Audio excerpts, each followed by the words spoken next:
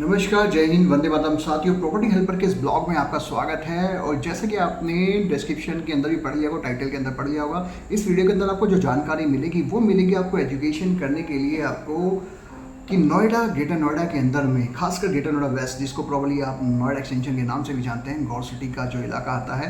Greater Noida west actually दो partition में divided है, जो कि ग्रेटर नोएडा ईस्ट आता है और greater Noida west. Greater Noida west इलाका वो आता है जो नोएडा से बिल्कुल एडजॉइंट है, सेक्टर 121, 122 से लगा हुआ है। इधर इंदिरापुरम और इधर गाजियाबाद से भी वेल कनेक्टेड है, NH24 से भी वेल कनेक्टेड है, लाल कुआं गाजियाबाद से भी कनेक्टेड है, और साथ ही साथ में नोएडा से तो है ही कनेक्टेड। और जो ग्रेटर नोएडा ईस्ट आता है वो आता है परिचौक वाला इलाका, जिधर अल्फा, बीटा, गामा, डेल्टा काफ़ी सारे सेक्टर्स है, जिधर विलास की काफ़ी बड़ी संख्या है सेक्टरों के अथॉरिटी के द्वारा काटी हुई। लेकिन जो नोएडा एक्सटेंशन है, ग्रेटर नोएडा वेस्ट जिसको हम बोलते हैं, जो कि गौर सिटी वाला इलाका था, यहाँ पे फ्लैट्स तो हैं ही, साथ ही साथ यहाँ पे इंडिपेंडेंट हाउसेज काफ़ी बड़े सेक्टर्स यहाँ पे अथॉरिटी ने काटे हुए थे। यहाँ पे अगर ऑफिशियल हम बात करें तो देखिए, ग्रेटर नोएडा को दो पार्ट के अंदर में डिवाइड किया गया है, और ग्रेटर नोएडा ईस्ट और वेस्ट। और इसके अंदर में भी दो तरह की प्रॉपर्टी आपको यहाँ पे दोस्तों देखने को मिलती है। एक प्रॉपर्टी वो है जो कि लीज होल्ड है, जिसको अथॉरिटी ने एक्वायर किया, ज़मीनों को, किसान की जो एग्रीकल्चर लैंड्स थी उनको एक्वायर किया।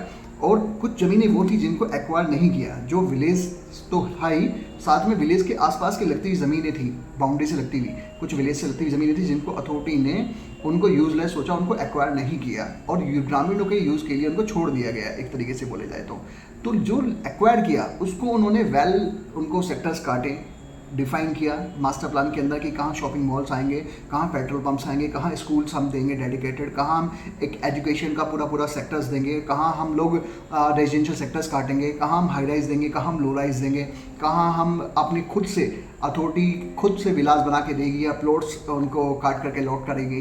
तो इस तरीके से वो प्रॉपर्टी कहलाई लीज होल्ड, जिसके अंदर में आपको लीज मिलती है। आपको यहाँ पर लीज के अंदर में ओनरशिप नहीं मिलती है, इसमें आपको लीज मिलती है 99 ईयर्स की, जिसमें काफ़ी साल उसमें ऑलरेडी निकल चुके हैं। तो एक तो ये प्रॉपर्टी हुई जो कि अथॉरिटी द्वारा अप्रूव्ड होती है, अथॉरिटी के सेक्टर्स जहाँ काटे गए हैं उनके अंदर की प्रॉपर्टी की हम बात कर रहे हैं, जिसमें कि गौर सिटी है। जैसे कि उन्होंने लैंड गौर सिटी को दे दी, तो गौर सिटी ने आगे बिल्डर्स ने आके उनको डेवलप किया और बेचा। और सेम इसी तरीके से काफ़ी सारे 10, 12, 14 मॉल्स यहाँ पे बन रहे हैं लगातार 130 मीटर रोड के ऊपर में, जिसमें गौर सिटी मॉल है, ब्लू सफायर है, डायमंड प्लाजा है, और तेहरान है, साया साउथ एक्स है, लंदन मार्ट है। इस तरह के काफ़ी सारे शॉपिंग मॉल्स आप देख रहे हैं लगातार बन रहे हैं इस बेल्ट के ऊपर में। साथ ही साथ में इसी बेल्ट के ऊपर में मेट्रो भी आनी है।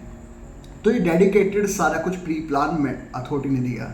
इसी के साथ में बहुत कम लोगों को पता है दोस्तों कि नोएडा, ग्रेटर नोएडा के अंदर में आपको फ्री होल्ड प्रॉपर्टी भी मिलती है। यस, फ्री होल्ड प्रॉपर्टी भी मिलती है, जो कि अथॉरिटी ने एक्वायर नहीं करी, ग्रामीणों की वो ज़मीन जिनको अधिग्रहण से बाहर रखा गया, और उस पर अब लोकल बिल्डर्स, वहाँ के आसपास के जो गांव के लोग थे या और बाहर से आए बिल्डर्स थे, उन्होंने उनको से बाहर रख करके उनको डेवलप करके बेचना शुरू किया। वो फ्री होल्ड प्रॉपर्टी कहलाती है।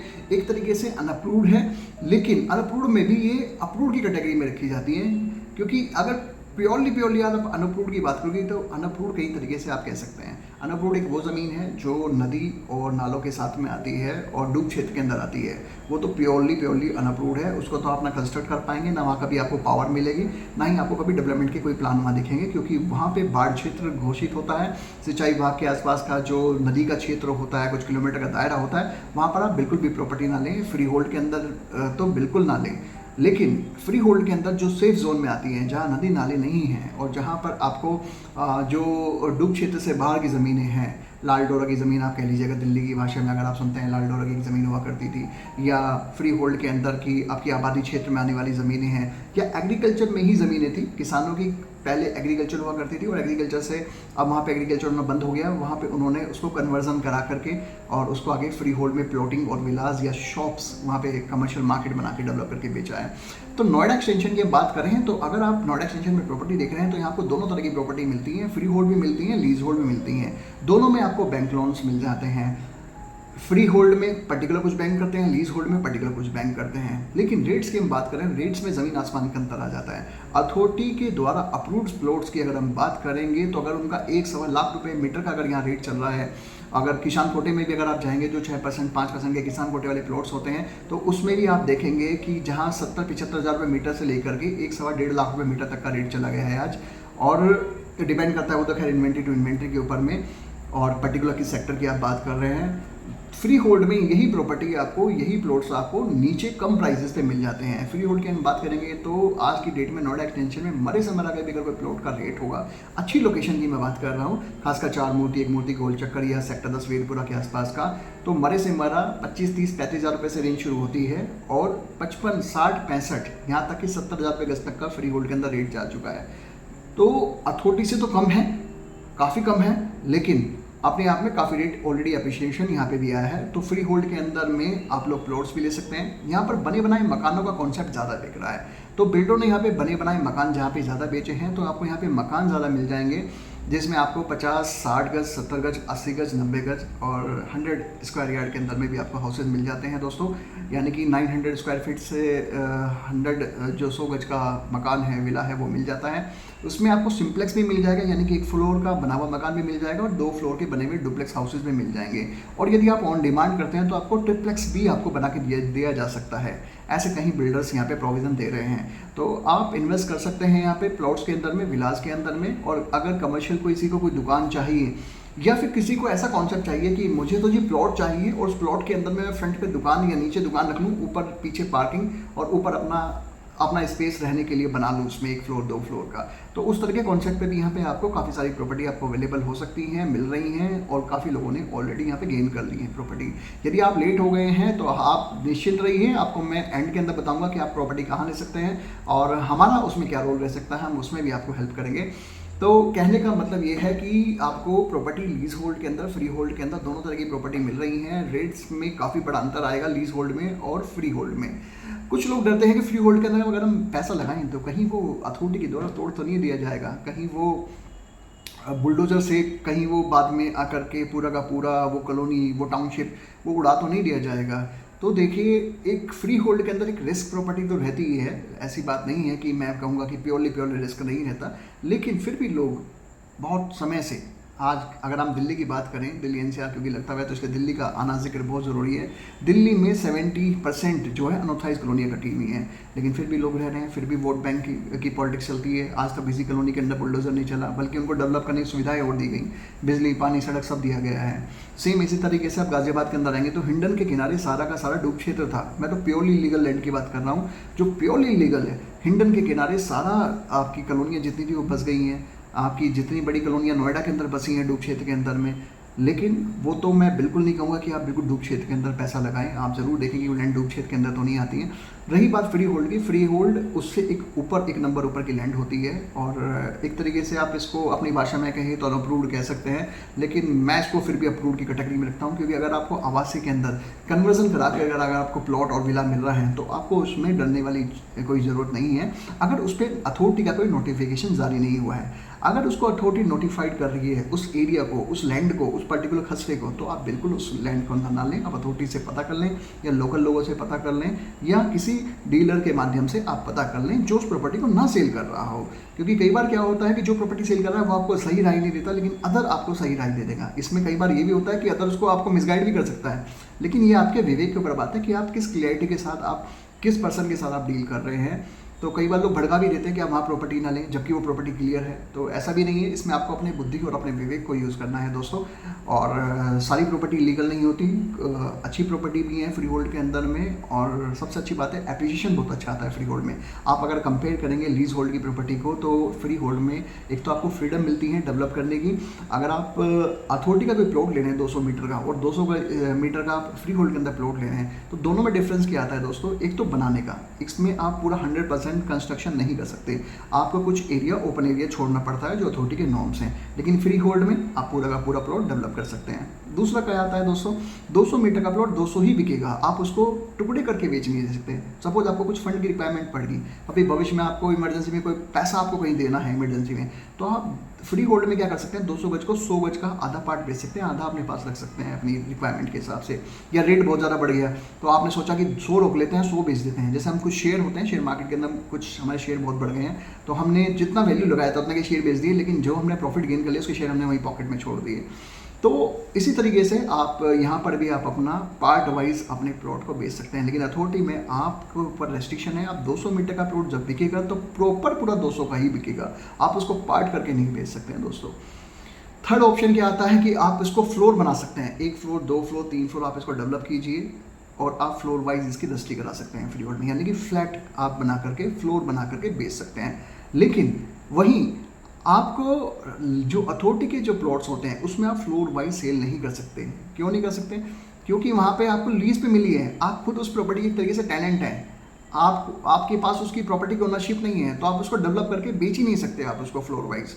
तो वहाँ पे रेस्ट्रिक्शन है कि एक तो आपको प्लॉट को डिवाइड करके नहीं बेच पाएंगे, फ्लोर वाइज नहीं बेच पाएंगे और 100% कंस्ट्रक्शन नहीं कर पाएंगे। जबकि फ्री होल्ड में आप G+ फ्लोर तक की कंस्ट्रक्शन कर सकते हैं, ये फ्रीडम मिल रही है, फ्लोर वाइज बेच सकते हैं और प्लॉट के पार्टीशन करके अपने बेच सकते हैं। अगर आपने 500 गज का प्लॉट लिया है, 500 स्क्वायर यार्ड का कोई प्लॉट लिया है, तो आप उसको पार्टीशन करके भी सेल कर पाएंगे। तो ये फ्री होल्ड और लीज होल्ड के अंदर में डिफ्रेंशिएट आते हैं, जो कि मैं नोएडा एक्सटेंशन के संक्षिप्त में बात कर रहा हूँ, ग्रेटर नोएडा वेस्ट के अंदर संक्षिप्त के अंदर मैं बात कर रहा हूँ, नोएडा के अंदर के लिए बात कर रहा हूँ। तो गौर सिटी के आसपास में सेक्टर एक मूर्ति गोल चक्कर जो है सेक्टर 16B, वहाँ पर आपको फ्री होल्ड प्रॉपर्टी काफ़ी सारी अवेलेबल्स हैं, ऑलमोस्ट सेल हो चुकी हैं, कुछ ही प्रॉपर्टियाँ बची हैं क्योंकि लैंड्स नहीं है। तो सारा डिमांड खेल का जो खेल होता है डिमांड एंड सप्लाई का, उस वजह से यहाँ रेट बहुत बढ़ गए हैं आज की डेट में। लेकिन फिर भी आपको इक्का दुक्का कोई प्रॉपर्टी यहाँ पे अभी आपको विलास और प्लॉट्स के अंदर डील करने पे आपको रीसेल में या फ्रेश में कोई ना कोई इन्वेंट्री मिल जाएगी। जो डेवलपमेंट चल रही है वो ग्रेटर नोएडा वेस्ट में अब चल रही है सेक्टर 10, जो कि वेदपुरा आएगा, सैनी सुनपुरा आएगा। सैनी सुनपुरा मैं आपको किसी को सजेस्ट नहीं करूंगा। सैनी सुनपुरा के ग्रेटर नोएडा वेस्ट में अगर आप प्रॉपर्टी लेने जा रहे हैं तो मैं आपको बिल्कुल मना करूंगा, क्योंकि वहाँ पे मैक्सिमम जो प्रॉपर्टी हैं फ्री होल्ड के अंदर नोटिफाइड है। अथॉरिटी ने पहले भी कुछ साल पहले भी बुलडोजर चलाया है वहाँ पे और फिर चलाएगी अथॉरिटी। वहाँ पे नोटिफाइड ज़मीन है, वहाँ पे मत लीजिएगा, बिल्कुल आप सेफ नहीं है वहाँ पर। पहले आप अपने खसरे को चेक करा लीजिए अथॉरिटी में, फिर आप कोई इन्वेस्टमेंट कीजिए उधर में। दूसरा जो इन्वेस्टमेंट आएगा उसी से लगता हुआ गांव है वेदपुरा, सेक्टर 10 वेदपुरा पहले ही पड़ जाएगा। खुल के ज़मीन आप वहाँ ले सकते हैं, नो डाउट। और लेकिन फिर भी मैं कहूँगा खसरा एक बार चेक करा लीजिएगा अथॉरिटी के अंदर में, लेकिन आप सेफ जोन के अंदर हैं अथॉरिटी के अंदर में। अगर आप फ्री होल्ड के अंदर में जा रहे हैं आप, तो वेदपुरा सेक्टर 10 के अंदर में मैक्सिमम लोग प्लॉट्स और विलास वहाँ पे ज़्यादा डुप्लेक्स बना करके बेच रहे हैं। सिम्प्लेक्स की तो कम यूनिट बिल्डर्स वहाँ बना रहे हैं मार्जिन के चक्कर में, लेकिन वह डुप्लेक्स आपको अच्छे मिल जाएंगे आपको। और रेंज की अगर मैं बात करूँगा तो 55-60 लाख से रेंज शुरू होती है, 70-80-90 लाख तक की रेंज वहाँ पे विलास की बन रही है। तो दिल्ली के अंदर जो लोग सपना देख रहे हैं रहने का मकान का, तो दिल्ली ऑलरेडी अपने बर्डन को झेल चुकी है। नोएडा लोग शिफ्ट करते थे, नोएडा भी पूरा पैक हो चुका है। फिर गाज़ियाबाद पूरा भर चुका है, गाज़ियाबाद में कोई ज़मीनें नहीं बची। तो गाज़ियाबाद में अगर कोई ज़मीनें बची हैं तो गाज़ियाबाद जो बढ़ रहा है आगे, तो या तो हापुड़ वाले रोड पे NH24 की तरफ बढ़ रहा है, पिलखवा हापुड़ की तरफ, यहाँ पे आपको प्रॉपर्टी मिलेगी इस तरफ में, गोविंदपुरम के साइड में इधर बाहर निकल के आउटर पे आकर के, या फिर आपको मिलेंगी मुरादनगर मोदी नगर वाली बेल्ट पे राजनगर एक्सटेंशन की तरफ। क्योंकि गाज़ियाबाद जो है अपनी अंदर का जो उसका दायरा है वो सब ओवर हो चुका है, और अब जो ज़मीनें हैं जो बची हैं, ज़मीन ही नहीं है अंदर में, तो इसलिए बाहर की तरफ गाज़ियाबाद बढ़ता एक्सपेंड कर रहा है अपने आप को। तो आपको जो प्रॉपर्टी मिलेंगी इस तरफ मिलेंगी। और ग्रेटर नोएडा वेस्ट की अगर मैं बात करूँ तो प्रॉपर्टी आपको इस NH 120 मीटर रोड पे विलेज के एरिया से लगती प्रॉपर्टी मिलेंगी। थर्ड एक और रूट आता है जिस पर आपको अफोर्डेबल में बेस्ट प्रॉपर्टी मिल जाएंगी, वो है लाल कुआं। लाल कुआं से जब आप दादरी बुलंदशहर हाईवे छपरोला पुलिस चौकी के आसपास का जो इलाका है और दादरी बाईपास तक आपको काफ़ी सारी प्रॉपर्टी डेवलप होती मिलेंगी। काफ़ी सारे विलेजेस के अंदर में हाईवे से 1-2 किलोमीटर के रेडियस के अंदर में काफ़ी सारे प्रोजेक्ट्स हैं, डेवलप हो रहे हैं। और यहाँ रेंज भी कम है। अगर आप हाउसिंग की बात करोगे तो 45, 50, 55 हज़ार रुपये, 60 हज़ार रुपये गज तक में बहुत अच्छी प्रॉपर्टी बने हुए मकान मिल रहे हैं। अगर आप प्लॉट की बात करेंगे तो प्लॉट यहाँ पे 25, 30, 35 हज़ार रुपये गज से रेंज शुरू होती है, और 40, 45 हज़ार रुपये गज तक के भी अच्छे प्लॉट्स यहाँ पे फ्री होल्ड में आपको मिल जाएंगे। और ये ग्रेटर नोएडा वेस्ट के जोन से बाहर रखे जाते हैं। हालांकि आता ग्रेटर नोएडा है, न्यू नोएडा के अंदर आती हैं ये प्रॉपर्टियाँ, लेकिन ये आपकी लीज होल्ड का यहाँ पे कोई कॉन्सेप्ट नहीं है। यहाँ पे टोटल फ्री होल्ड है, पुराना डेवलप किया हुआ है। ये GT रोड है, आप जानते हैं, ग्रैंड ट्रंक रोड, जो कि हरियाणा पंजाब से आता है और दिल्ली को कवर करते हुए गाज़ियाबाद को कवर करते हुए फिर यहाँ से लाल कुआं गाज़ियाबाद वेव सिटी के पीछे से निकलता है और आगे ये बुलंदशहर, सिकंदराबाद और आगे अलीगढ़ तक ही कनेक्ट करता है। तो आप इसके माध्यम पे भी, इसके रूट के पे भी ऊपर भी आप प्रॉपर्टी ले सकते हैं। तो जो आज इस वीडियो का संक्षेप था, मेरे ख्याल से मैंने सब टॉपिक कवर कर ली हैं। प्राइसिंग भी आपको बता दी है फ्री होल्ड के अंदर, लीज होल्ड के अंदर में, और प्लॉट्स और विलास के अगर आप इच्छुक हैं, अगर आप कमर्शियल शॉप्स के अंदर में एक पॉइंट रह गया था, कमर्शियल शॉप्स के अंदर अगर आप इन्वेस्ट करना चाहते हैं तो दो तरह की कमर्शियल शॉप्स आपको greater Noida west Noida extension में आपको देखने को मिलेंगी। एक है वो जो अथॉरिटी अप्रूव्ड हैं, जो कि अथॉरिटी ने जिन बिल्डर्स को लैंड दी है, जैसे गौर को दी है या गैलेक्सी को दी हैं, या आगे और साया साउथ एक्स जो ये बिल्डर डेवलप कर रहे हैं, अपेक्स है, लंदन मार्ट है, इस तरह के शॉपिंग कॉम्प्लेक्सेस बना रहे हैं, गोल्डन आई है, तो इनके अंदर आप अपना इन्वेस्टमेंट कर सकते हैं कमर्शियल शॉप्स के अंदर में, और हाइपर मार्केट के अंदर में लगा सकते हैं आप पैसा। या फिर आपको कम पैसे के अंदर अच्छा एक्विजिशन मिलना है तो आप फ्री होल्ड के अंदर में जहाँ पर भी कॉलोनी कट रही है वहाँ पर कमर्शियल जरूर डेवलप होता है, तो आप वहाँ पर भी जो बनी हुई दुकान है या तो उनको ले सकते हैं, या एक प्लॉट लेकर के खुद का पैसा लगा के इसको डेवलप करके नीचे दुकान बना लीजिए, ऊपर मकान बना लीजिए, या फ्लैट बना के सेल आउट कर सकते हैं। तो इस तरह की प्रॉपर्टी अभी आपको फ्री होल्ड के अंदर में अच्छे ऑप्शन आपको मिल जाएंगे। और यदि आपको बनाने की हेडक से बाहर निकलना है कि मेरे पास इतना समय नहीं है बॉस कि मैं जॉब करूँ या मैं अपना बिजनेस देखूँ या मैं दुकानों को बनाऊँ, तो उसकी बनाने की जिम्मेदारी भी आपको बिल्डर को दी जा सकती है। आप अपना प्लॉट उन्हीं से लेकर के उन्हीं से बनवा सकते हैं, या फिर आप बनाई कंस्ट्रक्टेड प्रॉपर्टी भी बाई कर सकते हैं Noida extension greater Noida west के अंदर। मिनिमम रेंज की हम बात करेंगे तो 25, 30, 35 लाख से रेंज शुरू होती है शॉप्स के अंदर में 30, 35 लाख से, और रेंज जाती है 55, 60 लाख, 65 लाख तक भी फ्री होल्ड के अंदर में।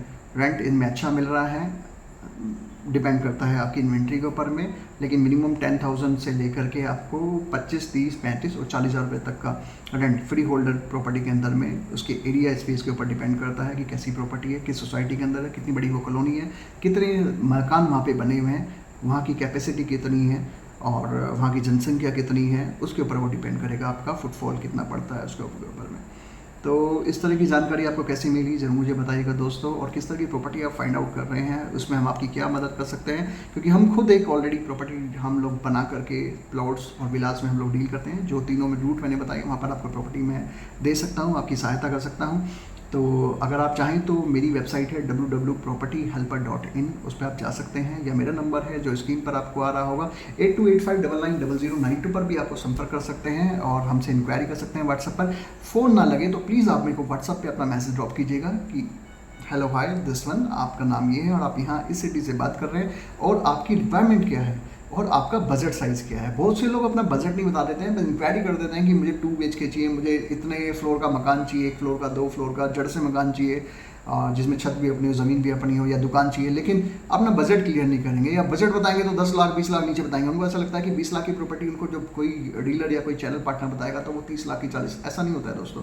कोई बढ़ा के प्रॉपर्टी आपको नहीं बताएगा, जितना बजट है उसकी रेंज की। इसमें गलती आपकी होती है, अगर आप कम बजट की प्रॉपर्टी बताएंगे तो आपको जो दिखाने वाला है वो उसी रेंज तक की प्रॉपर्टी दिखाएगा। अगर सपोज आपका 30 लाख का बजट है, अंडर 30 लाख की प्रॉपर्टी दिखाएगा, और अगर आप उसको बता देंगे कि मेरा 40 तक भी मेरी रीच जा सकती है तो वो 40 तक की प्रॉपर्टी दिखाएगा। अदरवाइज वो जो 10 लाख ऊपर का जो ब्रैकेट का जो काफ़ी अच्छी प्रॉपर्टी है वो आप स्किप कर जाएंगे। तो जो भी एक्चुअल आपका प्रॉपर्टी का बजट है आप वो बताइए, वो आपको सब ऑप्शंस दिखाएंगे, हम भी आपको उस तरह के ऑप्शंस दिखाएंगे। तो आप जब टेक्स्ट करें, मैसेज करें, व्हाट्सअप करें तो प्लीज़ आप इंश्योर करें कि आप अपनी पूरी रिक्वायरमेंट, किस तरह का टेस्ट आपकी प्रॉपर्टी का है, क्या आप चाहते हैं, आप एक इन्वेस्टर हैं या आप एंड यूज़र हैं, मतलब आपको मकान बना के वहाँ रहना है, आपको दुकान में खुद से अपने आप से रन करनी है, खुद का कोई काम बिजनेस डालना है, या फिर आप उसको रेंट आउट करके एक इनकम जनरेट करना चाहते हैं, या फिर एक समय के बाद में आप उसको सेल आउट करेंगे प्रॉपर्टी को, जस्ट एक इन्वेस्टमेंट है, साल 2 साल 3 साल बाद आप उस प्रॉपर्टी को सेल आउट करेंगे। तो किस तरह का आपका टेस्ट है वो बताइएगा, कहाँ से बिलोंग करते हैं, कहाँ से आप सिटी से बात कर रहे हैं, कब प्रॉपर्टी कितने टाइम के अंदर आप पीरियड के अंदर फाइनल करेंगे, ये भी जरूर मेंशन कीजिएगा। पता हो कि प्रॉपर्टी आपको लेनी है 2 महीने बाद, 3 महीने बाद, 6 महीने बाद, और इंक्वायरी आप आज कर रहे हैं, तो जो आज आप प्रॉपर्टी अवेलेबल है जिसके रेट में आपको बता रहा हूँ वो 10 दिन, 1 महीना बाद, 2 महीना बाद वो बदल चुके होंगे। तो कोई फ़ायदा नहीं है इतनी जल्दी इंक्वायरी करने का। जब आपको प्रॉपर्टी देखनी हो तो आप वहीं 10, 15, 20 दिन, 25 दिन के अंदर देखिए और फाइनलाइज़ कीजिए जो भी आप फिल्टर कर रहे हैं। 2, 4, 6 प्रॉपर्टी देखिए, जो भी आपको प्रॉपर्टी अच्छी लगती है जिस भी लोकेशन की, उनको फाइंड आउट कीजिए, उनको क्लोज कीजिए उस डील को, जो भी आपकी नेगोशिएशन हो पाती है। थैंक यू सो मच दोस्तों। प्रॉपर्टी हेल्पर का ये संस्करण आपको कैसा लगा मुझे जरूर बताइएगा। किस तरह की प्रॉपर्टी आप देख रहे हैं मुझसे जरूर कॉन्टैक्ट कीजिएगा। मैं प्रॉपर्टी हेल्पर गौरव शर्मा आपका हृदय से स्वागत करता हूँ। Thank you so much. Bye bye.